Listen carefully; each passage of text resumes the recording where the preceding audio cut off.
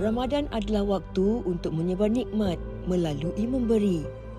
Dan memberi membawa pelbagai makna. Ada yang memberi masa, bergotong royong memasak untuk komuniti bersama Maggie. Ada yang memberi perhatian seperti Abang Milo yang membawa nutrisi dan kegembiraan kepada kanak-kanak.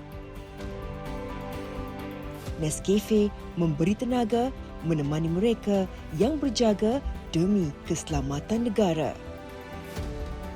Melalui platform Media Prima, inisiatif ini terus diperluaskan. Menerusi titipan kasih Harian Metro dan Wanita hari ini, bantuan kotak rezeki dari Nestle sampai kepada lebih ramai komuniti. Kerana Ramadan lebih bermakna apabila dikongsi bersama. Di seluruh negara, usaha ini diteruskan melalui gerak kerja sukarelawan Nestle. Disusun secara terancang, bantuan disalurkan kepada mereka yang memerlukan di pelbagai lokasi.